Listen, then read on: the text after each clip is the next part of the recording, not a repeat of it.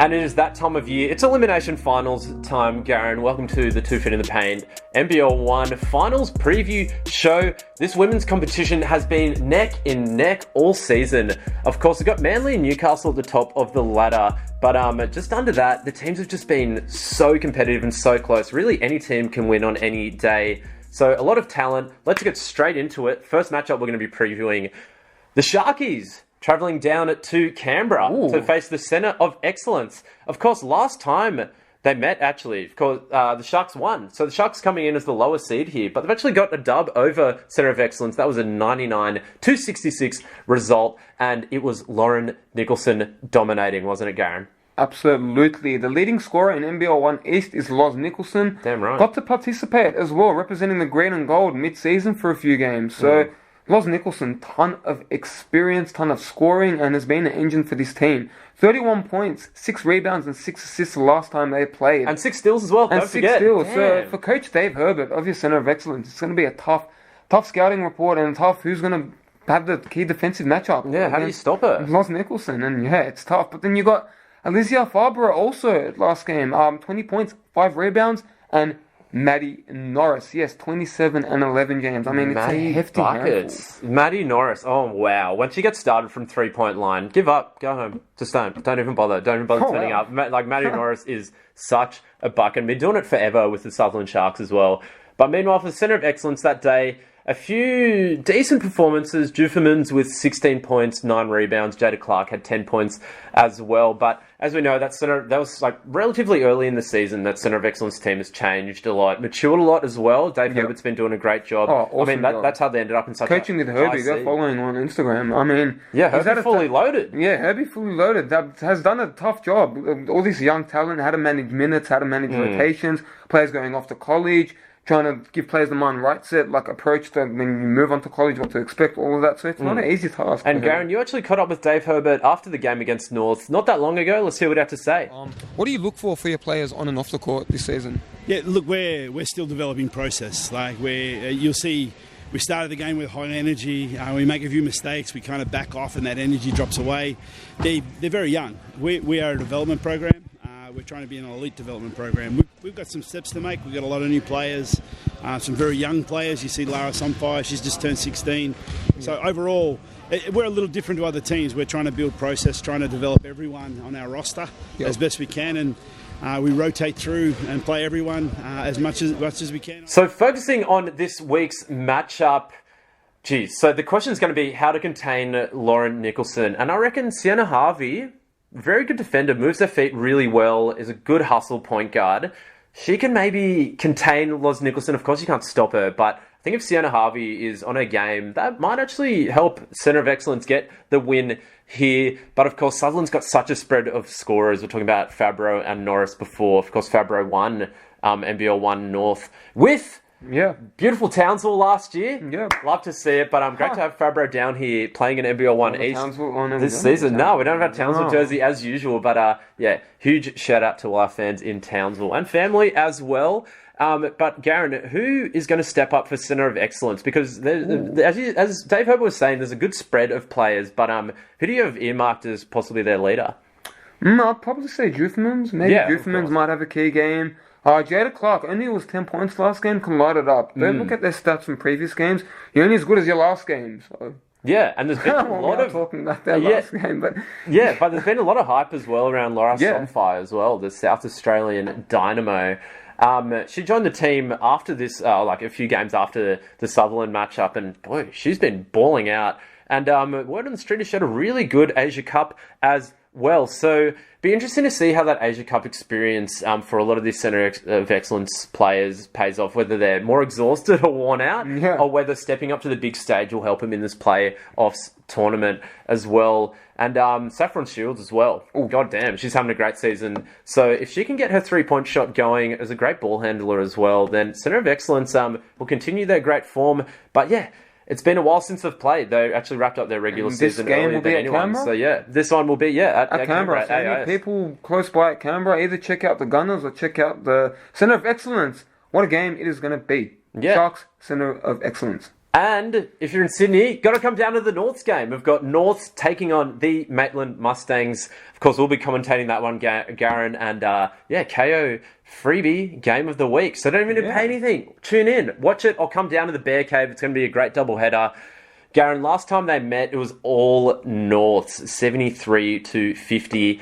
But this was really early in the season. This was before Jolene Anderson had joined Norths, before Maddie Washington had joined Maitland. Miller Woskowitz as well was still playing with Maitland at that time as well. So the rosters have changed a fair bit. In that game, though, Shaq Riley stepped up 15 points as she has been all season.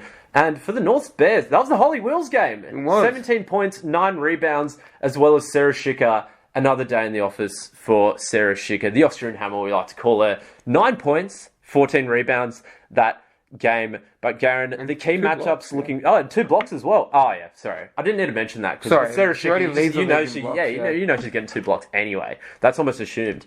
But the key matchups in this game, Garen, it's going to be the battle of the bigs. Matchups we got Sydney Hunter, we got Shakira Riley, we got Shikonomic experts, a class now in session at the Bear Cave on Saturday. Yeah, it's funny you mentioned Sydney Hunter as well. She's I know this is a controversial call, but arguably one of the imports of the season in NBL1 East. She's just really slotted into that Maitland Mustang system, and is playing a great brand of basketball, Sydney Hunter, and can really do it from all over the court. And defensively, really stepped up as well. So, be interesting to see with Schicker and Simons, and then Washington and Hunter, how those matchups work out. We're not coaches; we're just armchair observers here. Yeah, we're just assistant coaches for rep teams. We're not experts. We're not experts. So we'll see who matches up on who. But that battle of the bigs is going to be massive because the Bears lead the league in blocks. They lead the league in steals as well. So they're no slouch of a defensive team. Renee always emphasises that. So it's going to be interesting to see how Maitland respond to that. And Garen, you're talking a little earlier about Shakira Riley. What a season she's having. So for the Bears, who do you think's going to have to match up on Shaq Riley? It would have to be Kate Seaborn, my pick for Defensive Player of the Year, if it's not Sarah Schicker. And it's tough, because Shakira Riley is a sharp shooter.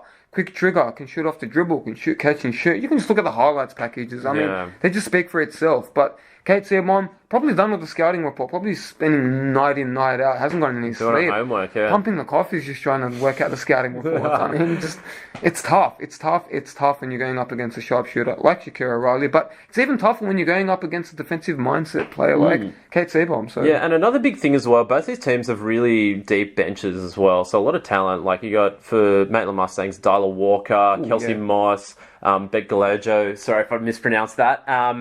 But yeah, and then for the Bears, you've got your Emma Donnellys, Caitlin Martins. Caitlin Martin. Yeah, Caitlin Martins, Emma Donnellys, Holly Wills as well. Not too sure if she's going to be playing, but coming back from the 3v3 championship. So I think she's fit again, ready to suit up. Those are going to be serious X factors because both these teams go really deep. Yep. So, yeah. Maybe we'll see some surprise performances, maybe a bench player stepping up. And, of course, both teams have great chemistry on and off the court. In fact, we were talking about that a little earlier. In fact, just after the last game the Bears played with Coach Renee Garland. Talking about some of the new players and what they've brought to the team.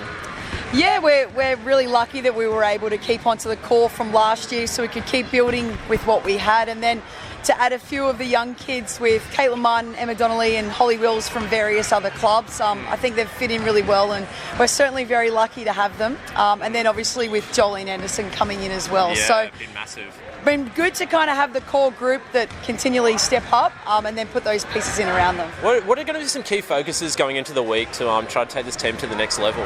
Yeah, I think, last year we played Illawarra in the quarterfinal, and I think any quarterfinal, because it's a different format this year, where everyone's playing quarters, is definitely nerve-wracking because anything can happen. I think within our league, 1 to 8, it's been proven that anyone can win on the night, and we're so lucky that it's pretty deep this year, so it's pretty exciting for everyone. So the focus for us will be to go away now and watch a lot of what Maitland do and try to figure out a plan to beat them.